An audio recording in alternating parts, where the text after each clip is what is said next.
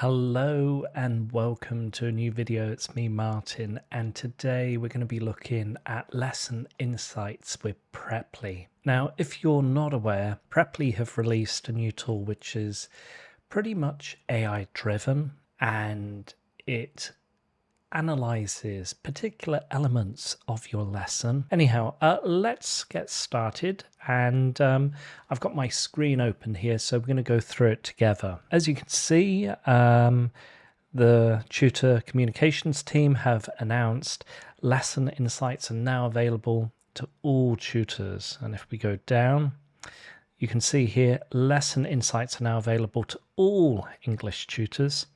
This feature uses AI to generate insights on students' vocabulary, grammar, and speaking, along with tailored exercise suggestions. I only came across it after teaching one of my regular students at the weekend. I clicked on lesson insights. I was very curious. I hadn't really noticed that this new feature had been incorporated with Preply, and I thought, let's have a look and see how the student is getting on. What sort of insight does Preply have in regards to my lesson? Now, as I looked down, it kind of considered the potential topic of the lesson. I ended up talking to the student at the beginning of the lesson, and it transpired that the student was going to an engagement party, a party to celebrate the engagement of one of their family members. Although my main aim for the lesson was food, and we touched upon it very briefly at the end of the lesson, most of our lesson was devoted to discussions and vocabulary about weddings. And here, the overall topic, the lesson insight, it gives you a general topic. It was discussing weddings and food, and that pretty much summarizes what I covered a few days ago. Anyhow, it says, in this lesson, we explored various cultural aspects of weddings and food. We discussed the students' busy week and upcoming plans, including a family engagement ceremony. In the background, whilst I'm teaching, Preply is working behind the scenes. It's harvesting that data. Now, some potential tutors may have reservations about the harvesting of data, but with an educational point, it's actually very, very good. It's not the data which is really the problem that some, tutors may have or students may have. It's the fact that the data is being harvested without their knowledge. If you're aware that the data is being harvested or taken behind the scenes, it's analyzing everything that's happening with everything, all the tools at its disposal, then it's got very good potential. If you're aware and you're happy, that there is an opting out process at the moment, but for me, I thought, let's try it out. And you can see here, what did Hussein do well? Total words, 1,223. So everything that was covered, this was all the words that the student used. New words, 63. Okay. I suppose behind the scenes, the tool or whatever the technology is being used to analyze how regularly the students speak in, what words are very common, the student uses all the time, and what are potential new words. You can see here lesson vocabulary, and it looked at a variety. So there's B1, B2, C1. However, when I'm talking to the student, they're pretty much around A2 to B1. However, there's particular vocabulary which is higher level. You can see here the vocabulary, the grammar, the speaking, and that sort of thing. As it was like a one-to-one lesson, I tried to equal out the speaking between myself and the student. And it's going to be quite difficult when it comes down to a one-to-one lesson, because most of the time the teacher's going to be talking, if not the student. That's all there is, unfortunately. So if you're teaching a group of students, then there's more potential, more opportunities for the students to speak more than what the tutor's saying. Speaking time was rather equal, 26 minutes student, 28 minutes tutor. Maybe I could try and give greater opportunity to the particular student. But yeah, I'm pretty pleased with how things are going. Lesson vocabulary feedback. Yeah, advanced vocabulary. The best man also have responsibility. The best man also has some responsibilities. So it's saying, yep, you've done very well. You uttered it quite well.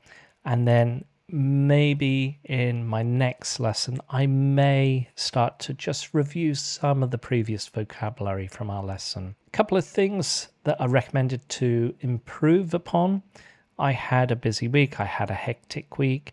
It's not common to do that. It's not usual to do that. Yeah, synonyms, that's fine. So overall, you can see right at the bottom, AI-generated insights may contain errors. You can download this lesson's audio, delete your data, or manage your preferences in settings anytime. So there's a couple of things to be aware of whilst you're looking at the data. And if you're not happy with the insights, or if you're not happy with how the data's being recorded, then you can change your preferences in the settings. But for me, I'm quite happy with this so far. Let's have a look at the grammar. So verb form, great use of the infinitive form to express desire. And for example, if you want to eat kebab, you can go to some place. Very good. Yeah, fair enough. I agree. We tried to solve that, and we will meet on Monday. Excellent use of past and future tenses in one sentence.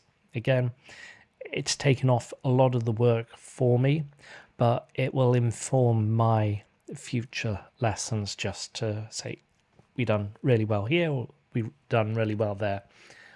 What would be really interesting is if the insights are live. If the insights and the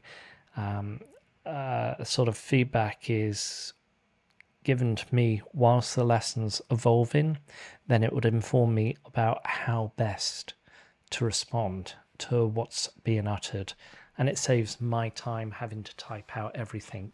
I'm a fast typer, and I appreciate all the comments of everybody saying, how on earth do you do that? How do you type so fast? But it's practice, I'm afraid. But, if AI can, automate the typing and create the transcript, I suppose, of what someone's saying, then this will help me just to pull out some of the language and to review it with the student about what they said. I can start to see some insights about potential grammar areas that I may want to cover in a future lesson, particularly articles, infinitive forms, and that sort of thing.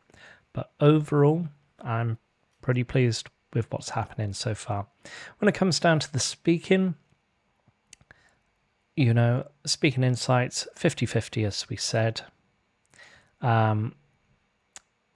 Standout sentence. And for example, if you want to eat kebab, you can go to some place. 15 words, one clause, one mistake. Complexity good. If you want to eat a kebab. Again, I'm not sure. If you want to eat kebab, I think that's all right. If you want to eat kebab, you may have more than one. You can go to some place. So, yeah, I don't think there's any mistakes there. Depends on the context and the nuance, which unfortunately AI is unable to kind of notice. Anyhow, cup of tea, getting thirsty.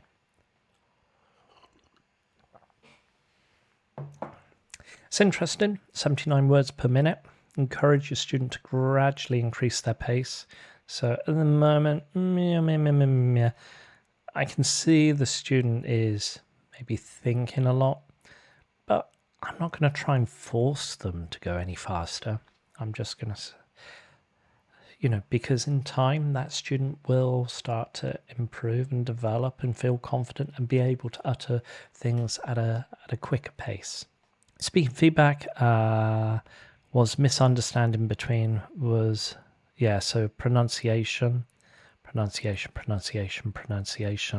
And here we have Hussein and the examples. So let me have a quick listen what Hussein said. Married. Okay. Not perfect. It's kind of cutting off some of the words, but it's great. And if things can be improved in time with Preply, then that'd be perfect. So, for example, the student would say married, get married after. So it's the ah and the and the ma the ah and the sound. These sort of sounds. Though, need to try and review married. Pronunciation examples and feedback cues. American English. Come on, I'm British here. I like my cup of tea. I like football. I walk on the pavement. And our cars drive on the left, not on the right. So, come on, let's get British English back. Yeah, it's... I suppose it depends on the tutor. You know, if you're North American, if you're American, then yes, I understand pronunciation, but if I'm British, I hear a student uttering a word with British pronunciation, I'm not going to correct them with American English. It's not my cup of tea. What do you think of these insights? I love them.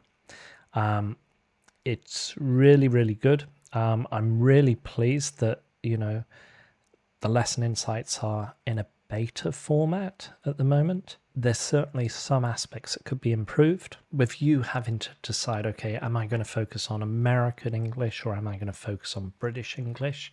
Would be great if there's the element of British, because there's so many differences between British and American English, not just the vocabulary, but the spelling, the pronunciation, the idiomatic expressions.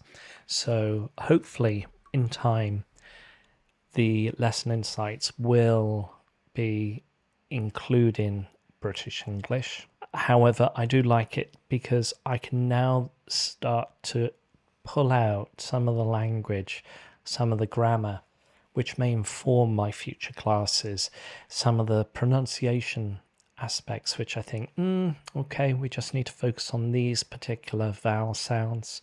This really certainly does help. And it takes a lot of the hard work off with you having to write a particular lesson plan. However, that's my insight, and I really do like it. And, you know, if we have a look here, you know, frequently asked questions, let's have a look at some of the feedback that's happened with everybody here. So I've only had this with 2 students so far, and only recently, so I don't have much feedback, but this is what I thought. Student A loved the insights and was really excited to see the analysis of our conversation. The student really loves the AI technology and analysing the data.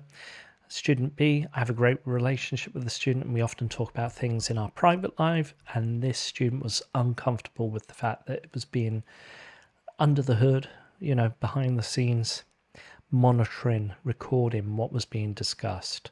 And so I can understand. My opinion, my overall view is it's a great tool. Should we just solely put on everything for AI and for AI to inform us what to do? Well, no, it's really a sort of problem solver. It's a tool to help inform us as teachers, as educators, what we could do best in our next lesson. It's great at transcribing what's been said and putting it down quite quickly. That's great. I do like the fact that it's able to do that. And of course, there has to be an opt-in feature. Students have to opt in. Tutors have to opt in. shouldn't be automatic, which in my case it was automatic. So hopefully an opt-in feature where Preply say, if you want these tools and these are the benefits, you can opt in free of charge. However, if you don't opt in, you're going to miss out X, Y, and Z, but it's entirely up to you. And I think an opt-in feature rather than an automatic assumption that everybody will opt in is probably the best way to go. It's ethically, responsible, it's professional, and it respects users' private data and everything else like that that's been discussed. But the fact that it's recording everything was news to me. And I only discovered this when, I could download the data and I realized, wow, okay, it's downloading and the whole lesson is being recorded. So yeah, it's got to be an opt-in feature personally. Hopefully in time it will improve and we have that British English. In the meantime, have a lovely week. I hope it's been an enjoyable one. It's great to see everybody again, and happy teaching. Bye bye.